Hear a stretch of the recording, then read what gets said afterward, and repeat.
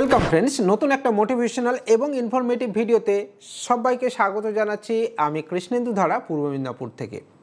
আজকের এই ভিডিওতে আমরা কথা বলবো, যদি আপনি ইউপিআই পেমেন্ট করছেন তাহলে সেই ইউপিআই পেমেন্ট করার জন্যেও কিন্তু আপনার ইনকাম ট্যাক্স নোটিশ আসতে পারে। হ্যাঁ বন্ধুরা, আপনি ধারাধার ইউপিআই পেমেন্ট করে যাচ্ছেন, 20 লাখ, 50 লাখ, 10,000, 50,000, 1 লাখ করে টাকা ট্রান্সফার করছেন, অথচ আপনি আইটিআর ফাইল করছেন না, তাহলে কিন্তু আপনার কাছে নোটিশ আসতে পারে এবং তার সাথে সাথে জরিমানাও হতে পারে, জেলও হতে পারে। হ্যাঁ বন্ধুরা, কেন হতে পারে সেটা নিয়ে আমরা আজকে কথা বলবো। এবং তার সাথে সাথে এই ইনকাম ট্যাক্স নিয়ে প্রত্যেকটা মানুষের মনে কিছু ভুল ধারণা রয়েছে, প্রত্যেকটা মানুষের মনে কিছু ভুল ধারণা রয়েছে। সেই ধারণাগুলো কি এবং সেটা কিভাবে সংশোধন করা উচিত সেটা নিয়েও আমরা আজকের এই ভিডিওতে একটুখানি ডিটেলস কথা বলবো। এবং আমাদের এই সমাজে যারা একদম আমরা যারা একদম লোয়ার মিডল ক্লাস, আমরা যারা লোয়ার মিডল ক্লাস মানুষ, যারা রোজ ইনকাম করি এবং তাদের থেকে সেই টাকা থেকে খরচ করি, তাদের কি আইটিআর করা উচিত?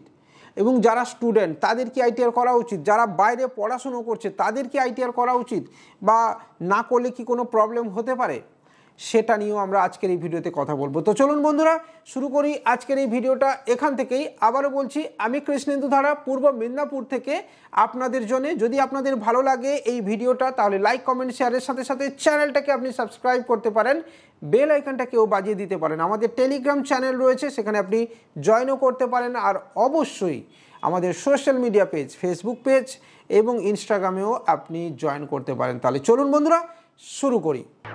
Can I dive deep into the darkness in your heart?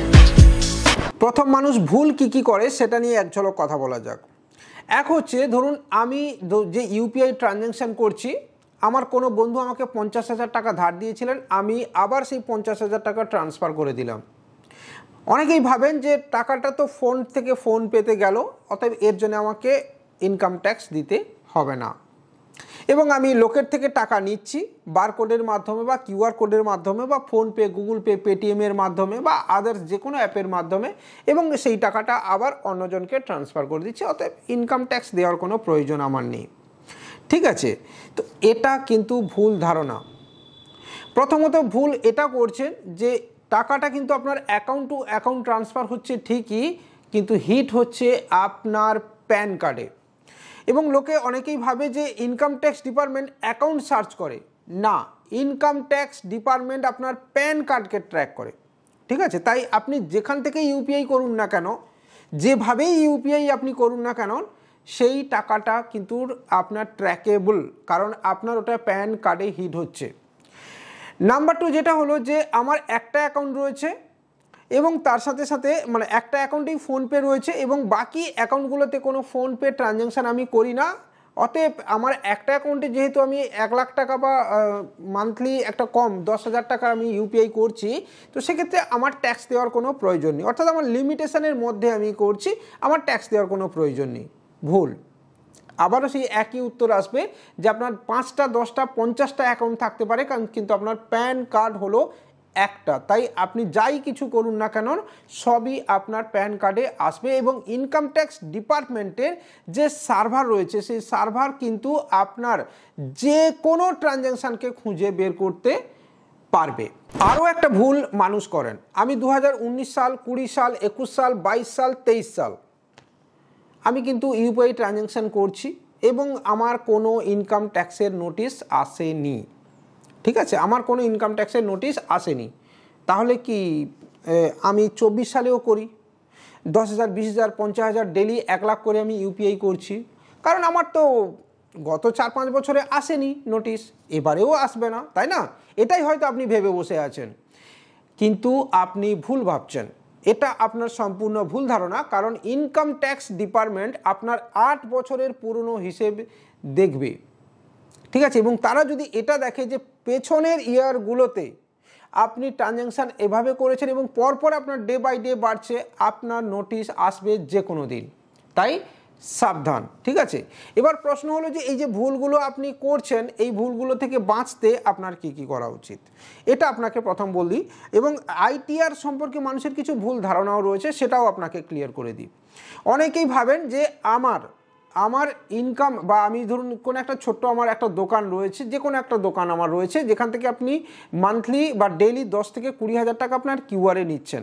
20,000 টাকা হলে মাসে 6 লাখ টাকা। এবং ম্যাক্সিমাম দোকানে গেলে আপনি দেখতে পাবেন কিউআর কোডগুলোতে সেভিংস অ্যাকাউন্ট লিঙ্ক করা রয়েছে। মজার বিষয় হলো গভর্নমেন্টের যে গাইডলাইন রয়েছে সেই গাইডলাইন অনুযায়ী বলা রয়েছে যে ব্যবসার জন্য কারেন্ট অ্যাকাউন্ট থাকতে হবে এবং কারেন্ট অ্যাকাউন্টই ব্যবসার জন্য অপরিহার্য, কিন্তু আমরা কি করি সেভিংস অ্যাকাউন্টে কিউআর কোড লিঙ্ক করে নিই। এর ফলে আইটিডি ডিপার্টমেন্ট ভাবে যে আপনার অ্যাকাউন্টে যে 20,000 টাকা ডেলি ইউপিআই মারফত জমা হচ্ছে সেই টাকাটা আপনার ইনকাম, কিন্তু না, আপনার হয়তো ইনকাম 2,000 টাকা, আপনি 20,000 টাকার মাল বিক্রি করেছেন, 2,000 টাকা আপনার প্রফিট রয়েছে, ঠিক আছে, কিন্তু ইনকাম ট্যাক্স ডিপার্টমেন্ট ভাবছে 20,000 টাকা ডেলি আপনার ইনকাম, তাহলে মান্থলি ইনকাম কত হচ্ছে, ইয়ারলি ইনকাম সেই হিসাবে আপনার কিন্তু কাউন্টেড হয়ে যায়, ঠিক আছে। এর ফলে আপনার নোটিশ কিন্তু আসতে পারে।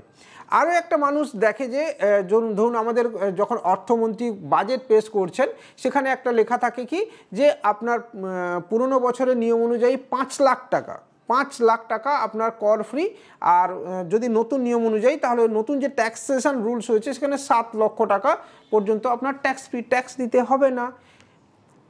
ট্যাক্স দেওয়া আর না দেওয়ার সাথে আইটিআর ফিলিং কিন্তু আলাদা। হ্যাঁ বন্ধুরা, ট্যাক্স দেওয়া না দেওয়ার সাথে আইটিআর ফিলিংয়ের কিন্তু কোনো সম্পর্ক নেই। আপনি ট্যাক্স নাও দিতে পারেন, কিন্তু আইটিআর ফিলিং আপনাকে করতে হবে, কারণ আপনার যে লিমিট আছে সেই লিমিটের মধ্যে আপনি ছাড় পেয়ে যাবেন, তাই না? তাহলে ট্যাক্স আপনাকে দিতে হলো না, কিন্তু আইটিআর ফিলিং করতে হবে। এবার ধরুন জিএসটি সার্ভিসের ক্ষেত্রে 20 লাখ, উল্টো দিকে যদি কোনো প্রোডাক্ট আপনি বিক্রি করছেন 40 লাখের ওপরে গেলে আপনার জিএসটি ফাইলিং ম্যান্ডেটারি রয়েছে, ঠিক আছে। আবার উল্টো দিকে কারেন্ট অ্যাকাউন্ট তো ব্যবহার বাধ্যতামূলক, কিন্তু আপনি সেটা করছেন না। আপনি কি করছেন না, আপনার সেভিংস অ্যাকাউন্টের সঙ্গে 40 লাখ কেন 60 লাখের ওপরেও আপনি ইউপিআই ট্রানজ্যাকশান করে যাচ্ছেন। তো সেক্ষেত্রে কিন্তু আপনার দুদিকে ভায়োলেশন হলো। এক হচ্ছে আপনি আইটিআরও করছেন না, উল্টো দিকে জিএসটির যে রুলস হয়েছে সেখানেও ভায়োলেশন হচ্ছে এবং আপনার জিএসটি থেকেও চিঠি এসে বাড়িতে পৌঁছে যাবে।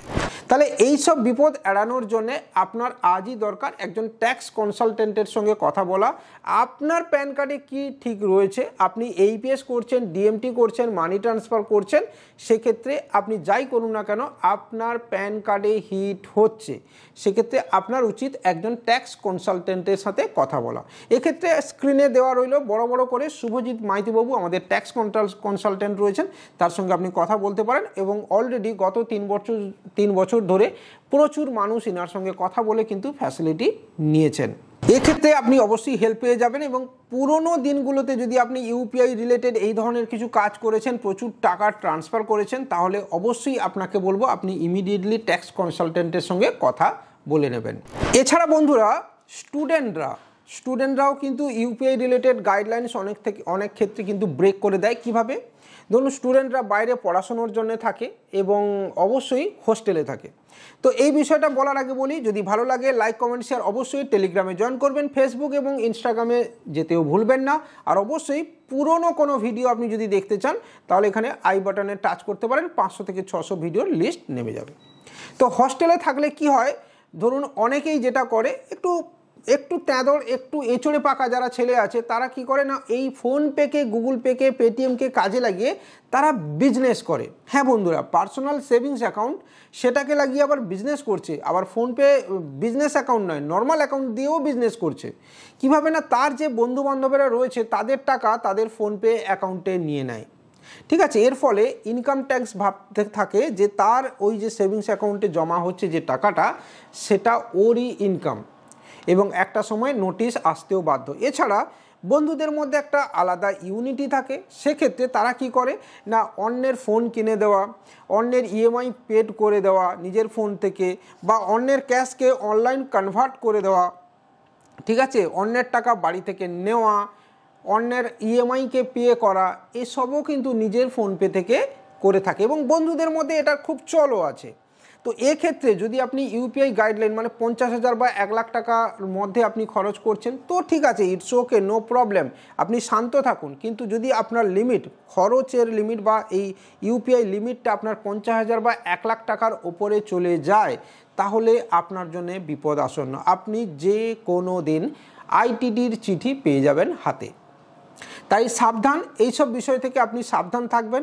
নিজের বুদ্ধি বেশি না খাটিয়ে, বেশি পথ পাকামো না করে আপনি কি করবেন, আপনার ইউপিআই লিমিটের মধ্যে থেকে খরচ করার চেষ্টা করবেন।